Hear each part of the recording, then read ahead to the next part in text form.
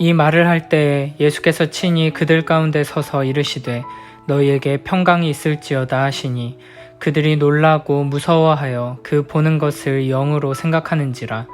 예수께서 이르시되 어찌하여 두려워하며 어찌하여 마음에 의심이 일어나느냐. 내 손과 발을 보고 나인 줄 알라. 또 나를 만져보라. 영은 살과 뼈가 없으되 너희 보는 바와 같이 나는 있느니라.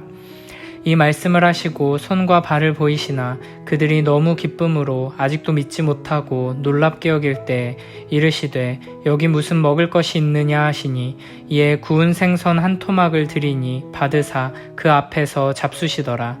또 이르시되 내가 너희와 함께 있을 때에 너희에게 말한 바 곧 모세의 율법과 선지자의 글과 시편에 나를 가리켜 기록된 모든 것이 이루어져야 하리라 한 말이 이것이라 하시고 이에 그들의 마음을 열어 성경을 깨닫게 하시고 또 이르시되 이같이 그리스도가 고난을 받고 제3일에 죽은 자 가운데에서 살아날 것과 또 그의 이름으로 죄사함을 받게 하는 회개가 예루살렘에서 시작하여 모든 족속에게 전파될 것이 기록되었으니 너희는 이 모든 일의 증인이라.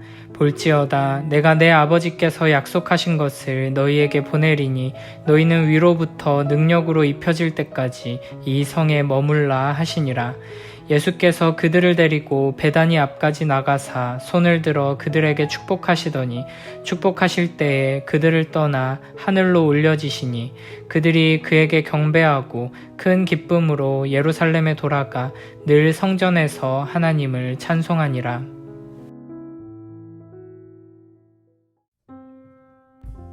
이 말을 할 때 곧 엠마오에서 다시 예루살렘으로 돌아온 두 제자가 자신들이 만난 부활하신 예수님에 대해 이야기를 하고 있을 때 예수님께서 친히 그들 가운데 서십니다. 지금 예수님의 제자들은 여전히 두려움과 혼란 속에서 마가의 다락방에 모여 있었습니다. 그런데 문이 굳게 닫힌 다락방에 갑자기 예수님께서 나타나신 것입니다. 예수님께서는 제자들을 향해 너희에게 평강이 있을지어다 라고 인사하십니다. 마치 아무 일도 없었다는 듯이 평소에 나누던 일상적인 인사를 건네시는 것입니다. 이 모습을 본 제자들은 놀라고 무서워하여 예수님의 영을 보고 있다고 생각했습니다.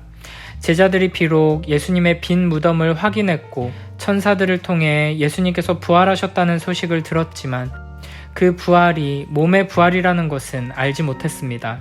그래서 예수님께서 영으로 나타나신 것으로 생각한 것입니다.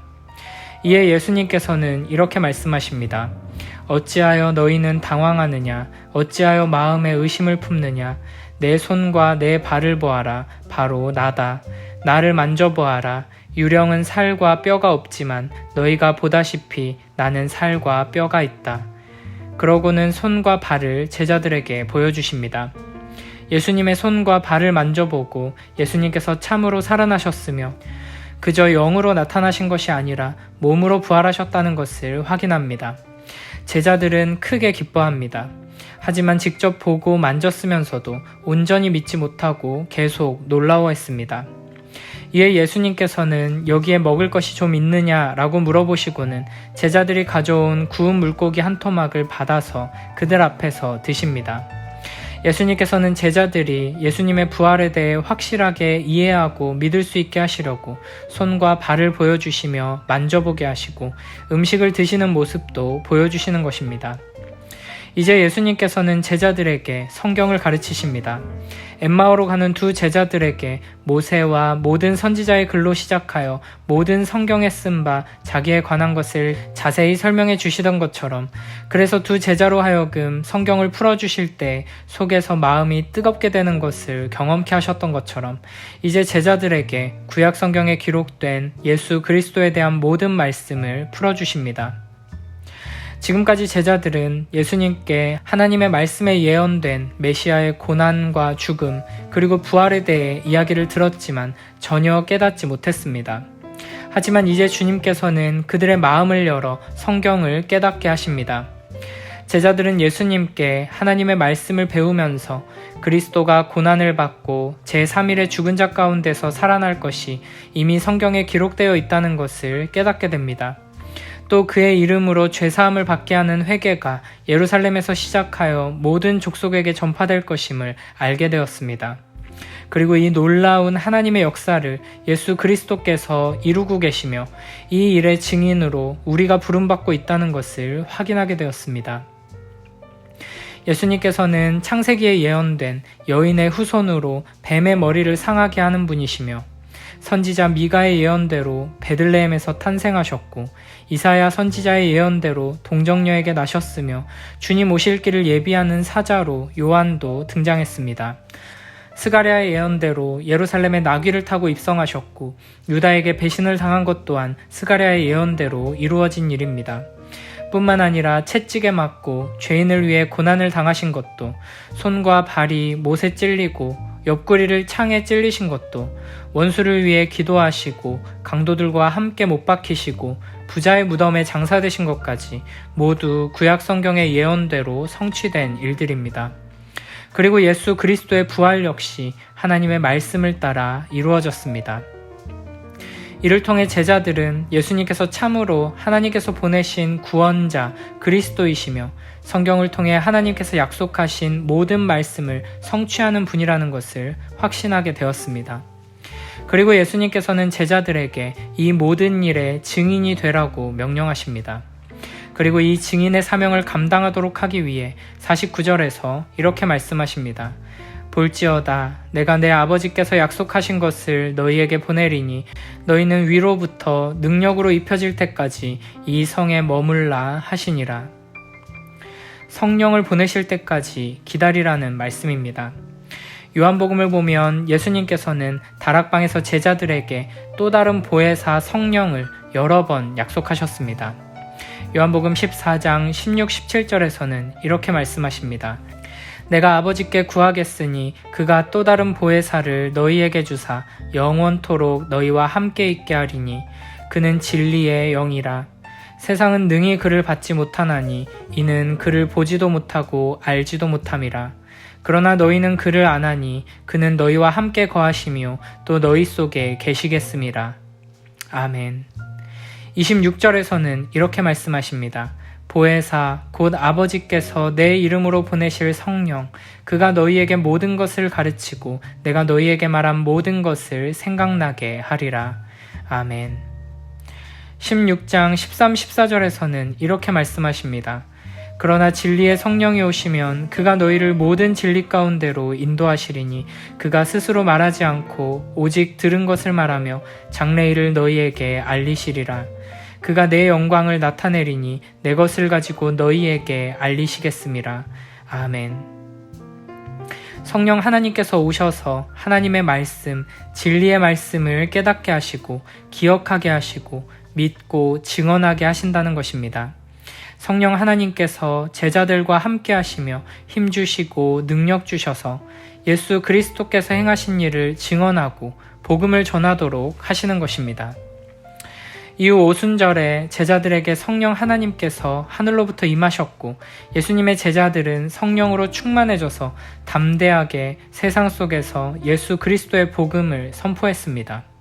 성령의 능력으로 말미암아 환난과 핍박 중에도 기쁨으로 복음을 전할 수 있었고 복음을 삶으로 살아낼 수 있게 되었습니다. 이제 누가복음의 마지막 장면에서 예수님께서는 제자들을 데리고 베다니 앞까지 가십니다. 그리고 그곳에서 손을 들어 그들을 축복하시면서 하늘로 올려지십니다. 이후 제자들은 큰 기쁨으로 예루살렘에 돌아가 늘 성전에서 하나님을 찬송합니다. 누가복음이 예수님의 승천 장면으로 끝나지만 제자들은 예수님과 헤어지는 것을 서운해하거나 슬퍼하지 않았습니다. 예수 그리스도의 승천은 예수님의 이 땅에서의 구원 사역이 모두 완성되었음을 나타내는 것이며 예수 그리스도께서 모든 능력과 권세를 받으셨음을 의미하기 때문입니다. 이제 예수님께서는 하나님 보좌 우편에 앉으셔서 온 세상을 통치하고 다스리실 것입니다. 아버지 하나님과 우리들 사이에서 영원한 중보자로서의 사역을 신실하게 감당하실 것입니다. 또한 우리의 영원한 목자로서 우리 모두가 하나님의 품에 안길 때까지 흩어진 양떼들을 돌보고 지키고 보호하며 모으고 인도하는 일을 행하실 것입니다. 그러므로 예수님의 승천은 아쉽거나 슬픈 일이 전혀 아니고 오히려 영광스럽고 기쁜 일이며 감사한 일인 것입니다. 뿐만 아니라 예수 그리스도의 승천은 예수님께서 사탄을 이기셨다는 것을 확증하며 예수님께서 교회의 머리가 되셔서 다스리시고 보호하신다는 것을 의미합니다. 또한 예수님께서는 우리와 함께 영원히 거할 거처를 미리 준비하기 위해 가신 것입니다. 요한복음 14장 1절부터 3절에서 이렇게 말씀하셨습니다. 너희는 마음에 근심하지 말라. 하나님을 믿으니 또 나를 믿으라. 내 아버지 집에 거할 곳이 많도다. 그렇지 않으면 너희에게 일렀으리라. 내가 너희를 위하여 거처를 예비하러 가노니 가서 너희를 위하여 거처를 예비하면 내가 다시 와서 너희를 내게로 영접하여 나 있는 곳에 너희도 있게 하리라. 아멘. 무엇보다도 예수님께서는 승천하시며 우리에게 또 다른 보혜사 성령 하나님을 약속해 주셨습니다. 그러므로 이제 성령 하나님을 모시고 살아가는 우리들은 이 세상 그 어떤 누구보다도 하나님과 친밀한 교제를 나누며 하나님과 동행하는 축복을 누리며 하나님의 나라와 그 영광을 위해 살아갈 수 있게 된 것입니다. 구약의 성도들은 성전을 통해 하나님을 만났고 예수님의 제자들은 시공간의 제약 속에서 예수님을 만났지만 이제 우리는 성령 하나님을 내 안에 모시고 친밀한 교제를 나눌 수 있습니다. 우리는 여전히 연약하고 부족하지만 부활하신 주님께서 승천하시며 보내주신 보혜사 성령 하나님을 의지한다면 우리는 주님께서 명령하신 그 거룩하고 영광스러운 사명을 능히 감당해낼 수 있을 것입니다. 우리 안에 살아 역사하시는 성령 하나님을 더욱 겸손히 의지하며 주님 다시 오시는 그날까지 큰 기쁨으로 늘 하나님을 찬송하고 사랑과 순종의 길을 걸어가는 복된 우리 모두 되길 축복합니다.